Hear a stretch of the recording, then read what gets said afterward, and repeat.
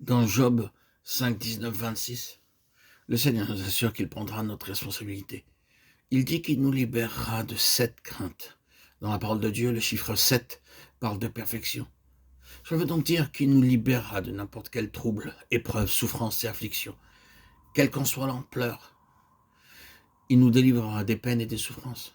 Il subviendra à nos besoins en temps de guerre ou de famine.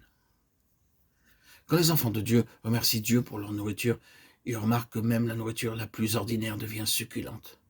Quand le Seigneur Jésus-Christ a nourri la multitude, il ne l'a pas nourri avec des aliments particulièrement riches. Il a employé des pains d'orge. C'est la nourriture du pauvre. Les gens consomment de l'orge en temps de grande famine. Sinon, ils utilisent du blé, du riz et d'autres céréales. J'ai mangé toutes sortes de pains, nous dit frère Baxing, sauf du pain d'orge. Je n'ai jamais vu du pain d'orge, mais j'ai entendu dire qu'il n'a pas bon goût. Le Seigneur Jésus-Christ a choisi le pain d'orge et il l'a multiplié. Lorsqu'il l'a ainsi béni, il devint succulent. Nous savons qu'en cas de famine extrême, quand beaucoup de gens souffrent ou meurent de faim, le Seigneur bénira tout ce qu'il donnera et il le rendra plus succulent. C'est l'expérience qui nous a enseigné cela. Il nous est arrivé de nous rendre dans certains foyers où la nourriture qu'on nous présentait avait un aspect répulsif. C'est comme si l'estomac disait « n'y touche pas, n'y touche pas ». Mais le Seigneur disait « prie et mange ».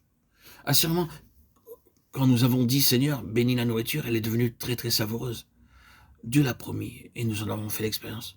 De la même façon, les gens ont été protégés contre les bombes au temps de guerre. Job 5.21 est notre expérience journalière. Le fléau de la langue est à la portée des amis ou des parents, des voisins et d'autres encore. Quand les hommes se mettent en colère, ils emploient des expressions qui blessent profondément. Les maris se querellent avec leurs femmes et les femmes avec leurs maris. Leurs paroles ressemblent à des armes en de tels moments. Mais le Seigneur nous promet sa protection contre le fléau de la langue de la part des membres de notre parenté et de nos amis lorsqu'ils emploient des mots cruels pour blesser nos sentiments.